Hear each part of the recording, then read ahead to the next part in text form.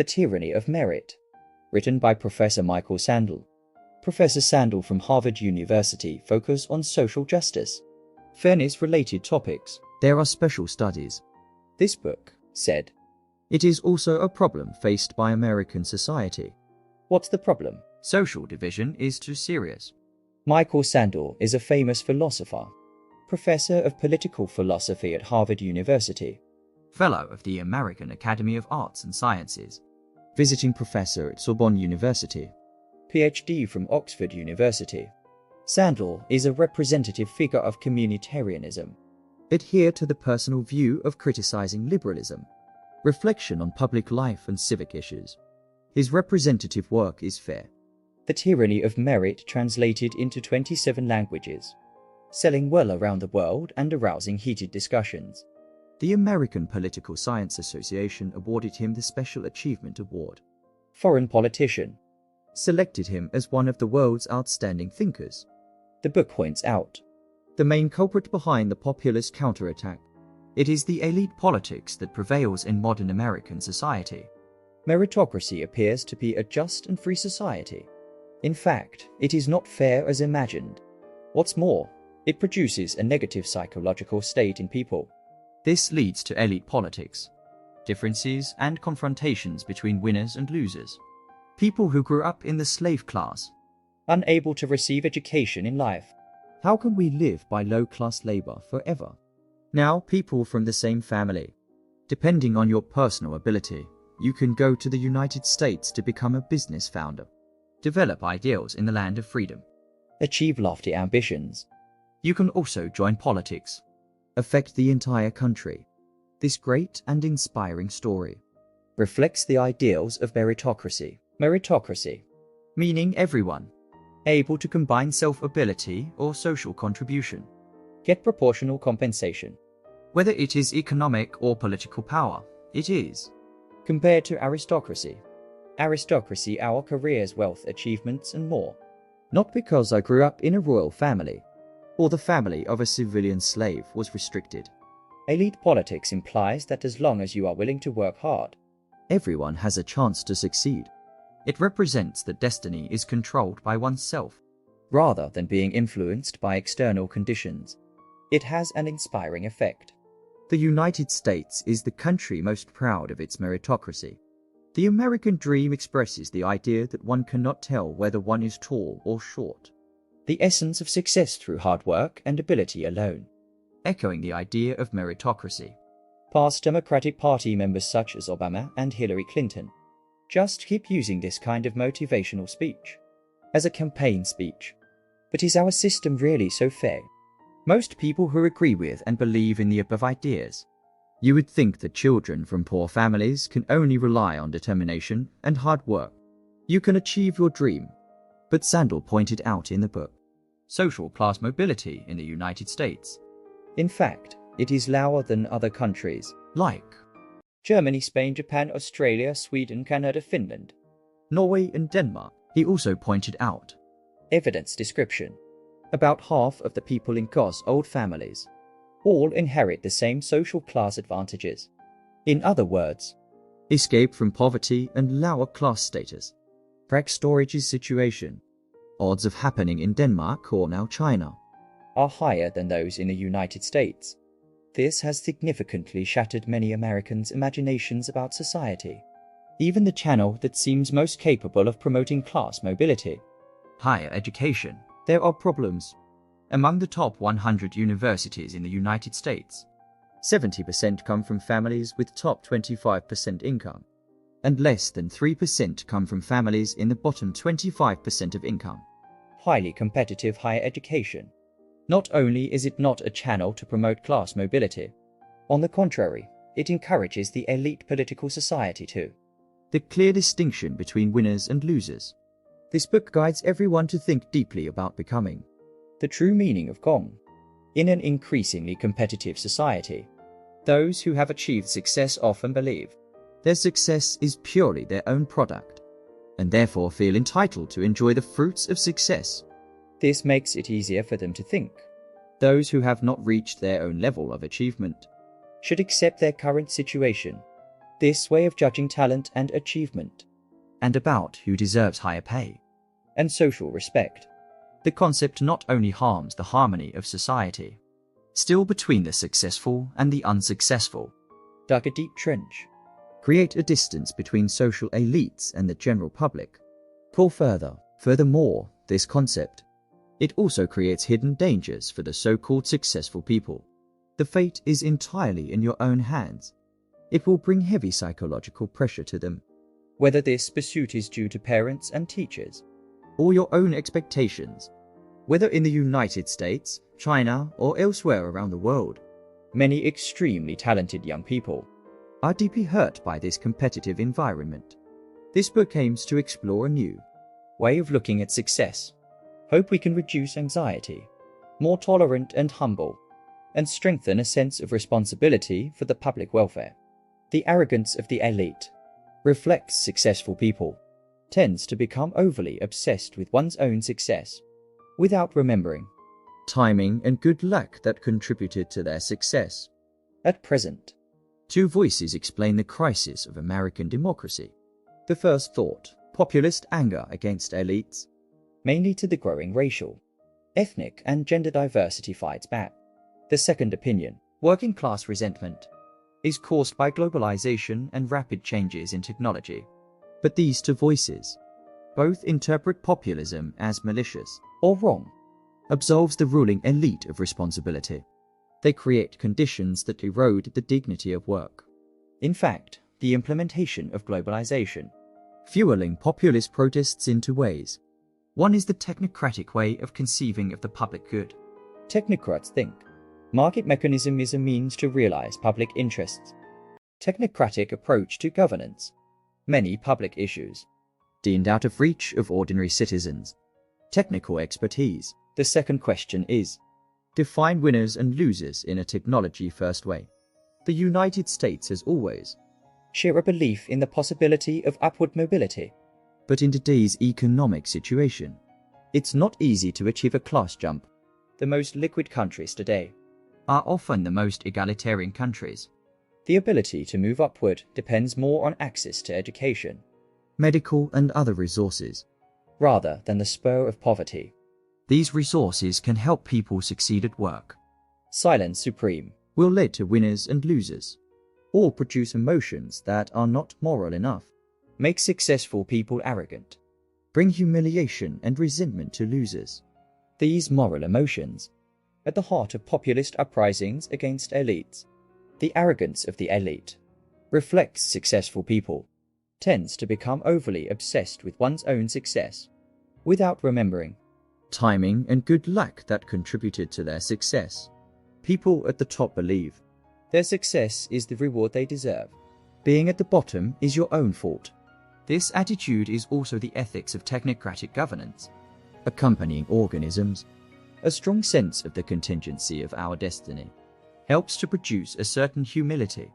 If it weren't for God's grace or destiny, we too will suffer the same fate. This kind of arrogance can be called the politics of humiliation. No one likes to be looked down upon. So, this situation is exacerbated by the belief in the primacy of silence. The way people view success today, just like the Puritans viewed salvation. Redemption as the core of merit supremacy is the view. Success is not about luck or grace, but by relying on one's own efforts and struggle. Excellent performance is indeed important. Society based on merit. Ideas for allocating financial rewards and jobs. There is some reasonableness. This is consistent with the view on talent in recruitment. They are all manifestations of the pursuit of efficiency and fairness. An economic system that rewards hard work, initiative, and talent will be more productive than average pay. Strictly based on merit, rewards are relatively fair. Just think about how much results you can achieve. There is no discrimination. A society that rewards excellence. It will also attract people to pursue advancement, aligned with powerful free vision. But male-first principles may be changing towards tyranny. The male-first philosophy values the concept of personal responsibility, but holding people accountable for ethical behavior is another matter. The most important debate about mailing. It's not about income and work, but involves God's grace. After all, UG is something we have won through our own efforts, or God gave it to us as a gift. The law of the moral world is that virtue brings success. Viciousness avoids suffering. This is close to the familiar contemporary view. That is, wealth indicates talent and hard work. Poverty means laziness. This merit-oriented way of thinking, causing people to treat those who have suffered misfortune, have a strict attitude. People will suspect that the victim brought it upon himself. Max Weber observed, "Lucky person, rarely satisfied with the fact that one has good luck. Besides, they also want to confirm he has a right to his good fortune. He wants to be convinced that he deserves this success. The most important is, he wants to confirm compared to others, he deserves this good luck even more. The misfortune experienced by the less fortunate. They deserve it all." This kind of ways of thinking raise moral hazard in economic competition. He mythologizes successful people. It also vilifies losers. View wealth and health as praise or criticism from God. This is the eugenicist way of looking at life. Through the two theories of Hayek and Rawls, we can see other imaginings of institutions that create a just society. Both are PhD, elites, politics. The idea that they still deserve their financial rewards. Hayek supports free markets and believes that the government should not redistribute the markets. Unequal rewards, but he doesn't think economic remuneration is related to social supply. It just reflects the market value, that is to say, what you get, only between the labor and commodity markets, determined by the ever-changing laws of supply and demand, with your virtue, or regardless of the importance of contribution to society. Unlike Hayek, Rawls supports government redistribution of income. He believed that even in a society with equal opportunities, everyone still has different innate talents, and those who have financial advantages in society. It doesn't entirely depend on one's own merit, thus encouraging them to return their wealth to society as a whole, improve those who lack innate advantages, and enhance overall social interests. For example, we can't deny some people just have innate talents that cannot be matched, like an NBA player with an annual salary of tens of millions, or work at NASA, brilliant astrophysicist. Most people would agree. Society allows them to try their best to develop their talents. It will also be considered as giving back economic rewards to society. Compensating for those who do not receive the same innate advantages is reasonable. In addition, some people may think, talent is not something I can choose. But how much does it cost to work hard or not? But it can be seen from Rawls's point of view. See if you try hard enough. A large part of it is also affected by the family background in which you grew up, or social influence. There is no need to worry about it for a while. A happy family that encourages you to pursue your dreams, and growing up in a social system that is willing to cultivate such talents. You have the chance to achieve your dreams through hard work. And these factors, many are not something a person can choose. Hayek thinks there is no connection between financial reward and moral character. It only reflects the market value. Rawls believes economic feedback to people. A large part of it is affected by external factors, such as natural fate, luck, growth, environment, etc. Admit both. Economic rewards in society have a certain degree of randomness. However, Sandel mentioned in the book, although both of them are opposed to the British politics, but it doesn't help change people's attitudes towards an unequal society. The arrogance of winners and the humiliation of losers remain. This is because, in an increasingly open global free market, it is difficult for us to put the market value and the true value of things treated completely separately. Easy. We think people who make more money, the more you contribute to society, the more, or the greater the importance, than Rawls' egalitarian liberal society. Whether it can make people with high economic rewards, recognizing one's own achievements, a lot of it is due to good luck. And are you willing to give social rewards back to society? Sandel thinks, even if it has been reached, everyone enjoys equal opportunities in society, and also according to the concept of voulier ignorance. create a set of social rules, meaning this rule is everyone doesn't know.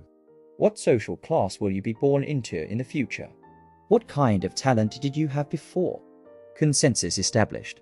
The biggest problem still cannot be solved, because it is a person's social identity and sense of glory, inability to disassociate from issues of distributive justice, compensating for the weak.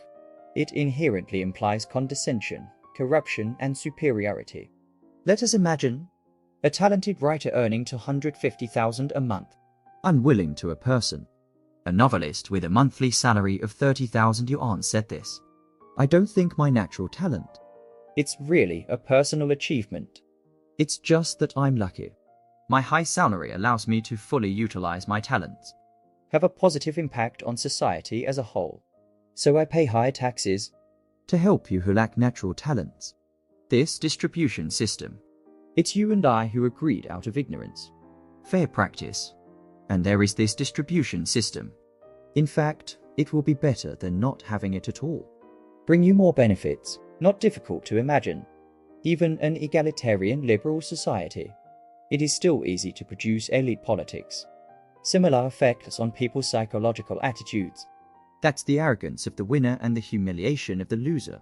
Quality supremacy does not recognize luck, nor acknowledge grace. Want to take full responsibility for your own destiny? Think everything that happens.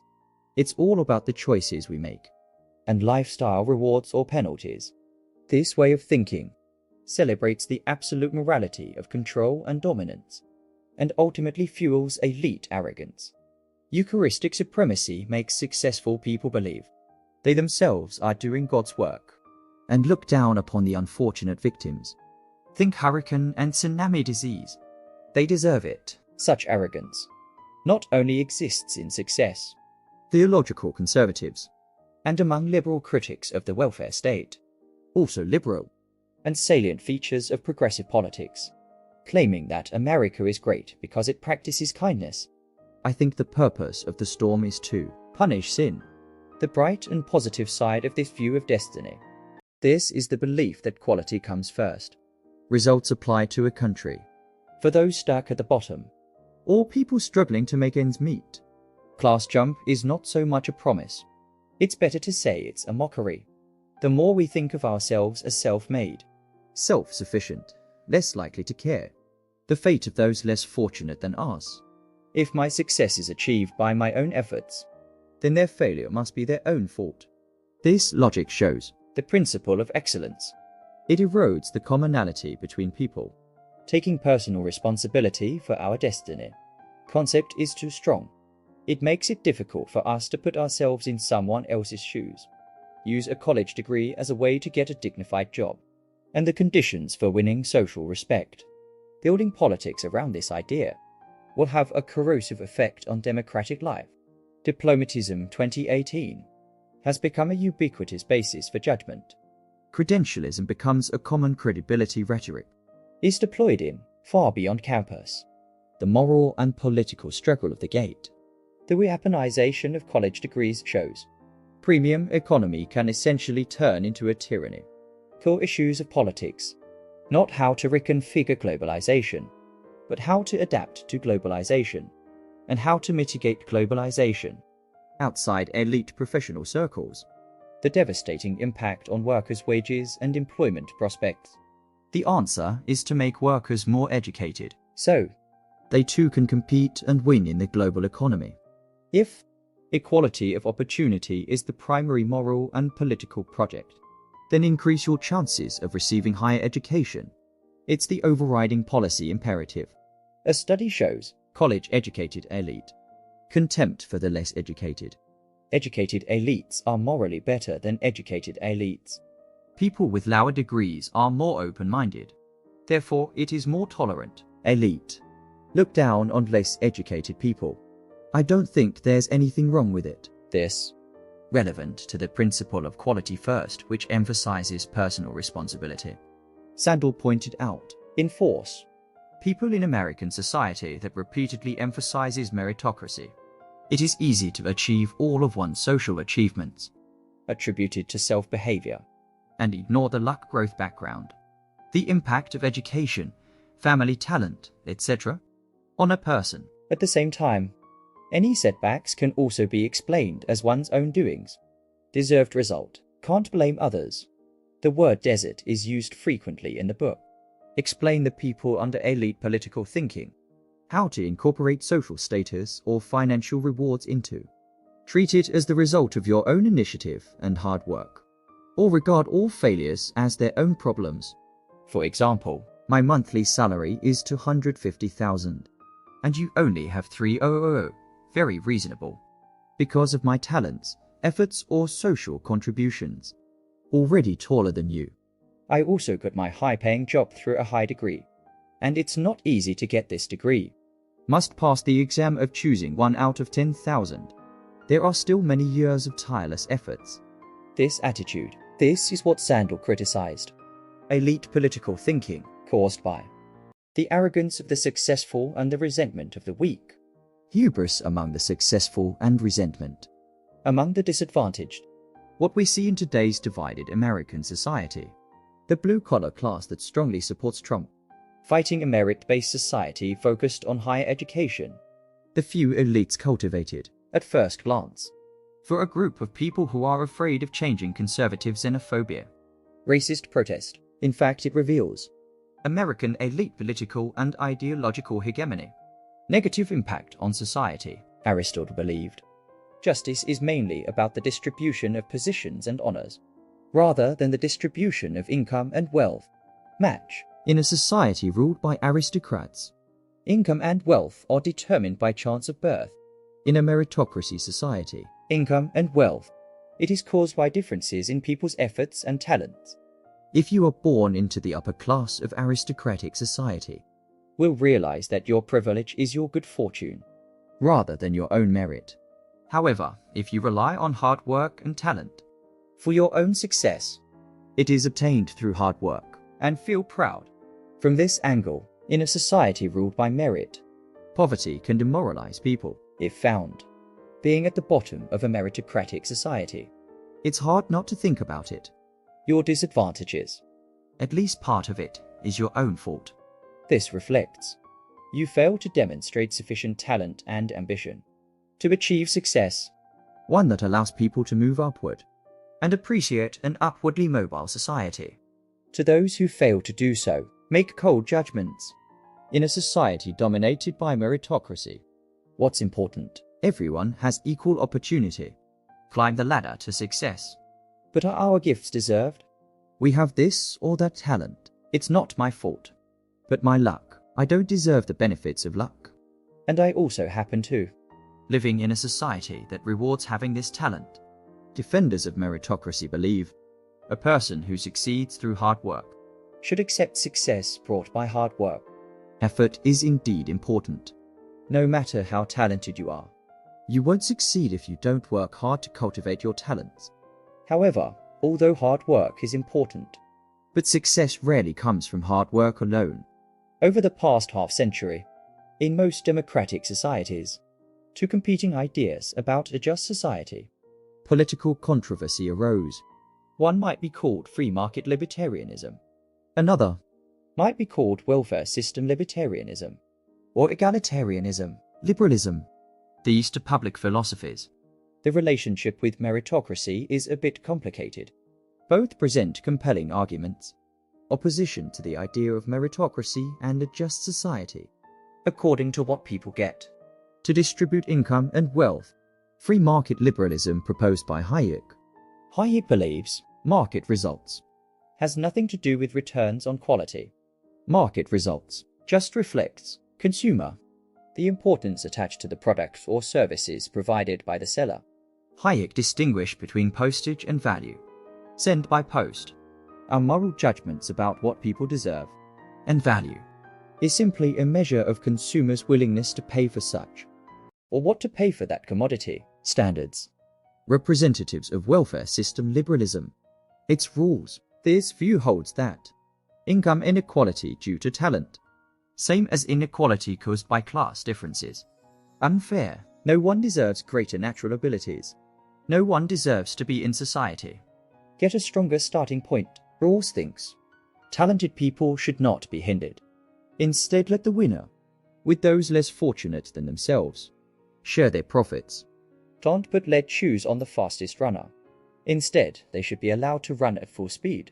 But at the same time, we must also admit, these gains they won were not just theirs. Encourage talented people.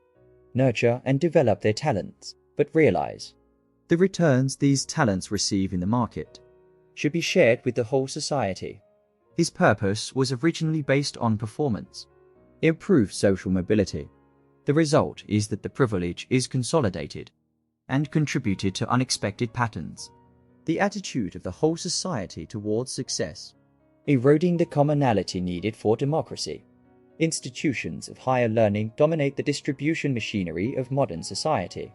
System of meetings. Certificates awarded by universities determines whether you can get a high-paying job and prestigious positions for higher education. This role is a mixed bag. Institutions of higher learning became the center where elite ambitions could be realized. This gives institutions of higher learning a huge cultural authority and prestige.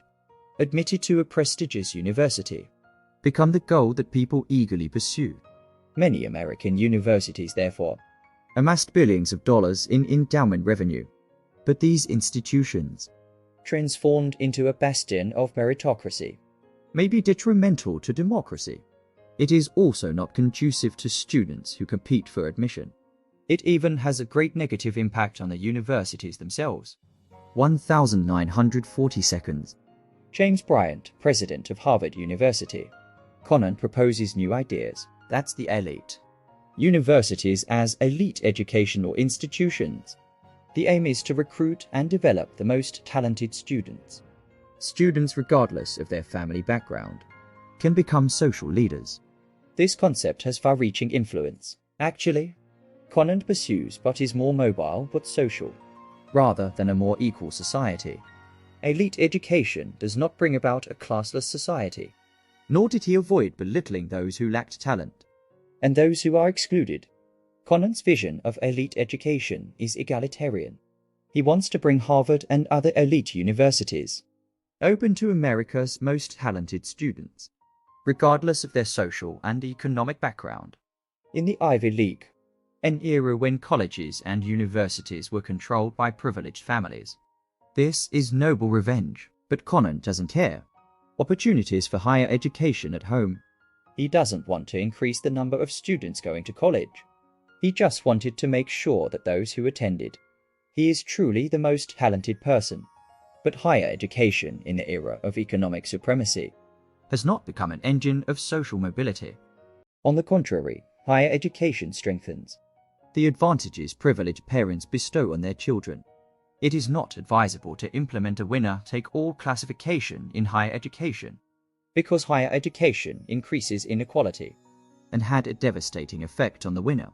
Although the new elite, now it has taken on a hereditary aspect, but it does not guarantee meritocracy. The privilege must be passed down. For kids and parents, almost impossible to ignore. Information that has been ubiquitous since their early years. Path to ultimate happiness. There is only one way to have money, and this road begins with entering a prestigious university. Wealthy parents, able to give their children a powerful push to get into prestigious universities, but the price is often spend their high school years, become full of stress and anxiety, college that makes them sleep deprived, PRE session courses, exam preparation, tutoring, physical training, dance and music lessons, and numerous extracurricular and public service activities. These activities, often in private admissions counselors, carried out under the advice and guidance of the fees of these consultants, probably more than 4 years of tuition at Yale. The arms race for excellent education, tilt competition in favor of the rich, and let wealthy parents, able to pass on their privileges to their children, focus only or primarily on social mobility, does not foster democracy. Required social TIs and citizenship, broad equality of living conditions.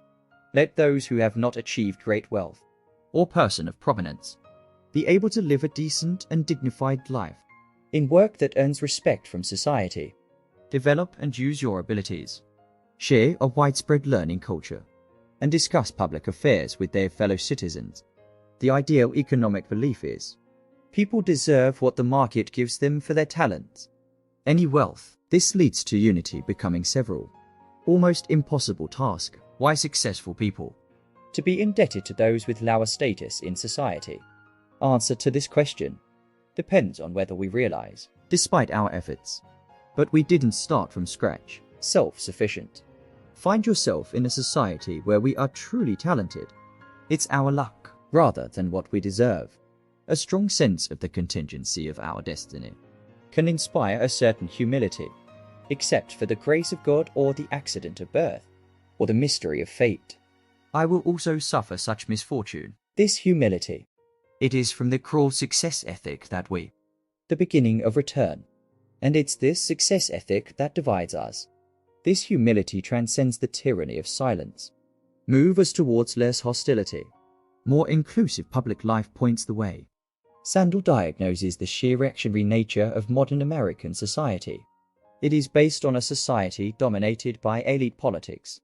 Most people without higher education, blue-collar humiliation, and for those with higher education, and the social elite who constantly emphasize its importance, the growing disgust. Interestingly, this book spends a lot of space analyze American history in the speeches of various presidents or candidates, frequency of occurrence of each utterance. That is to say, meritocracy, how to gradually become widely recognized by Americans. Core value. The tyranny of merit takes us outside the box, looking at modern social phenomena, even if no clear answer is provided, but asked important questions. Make a reasonable diagnosis. Now is the perfect time. Make people rethink the value of work. Reflect on the shortcomings of the academic qualification system, and propose ways to improve problems and practices.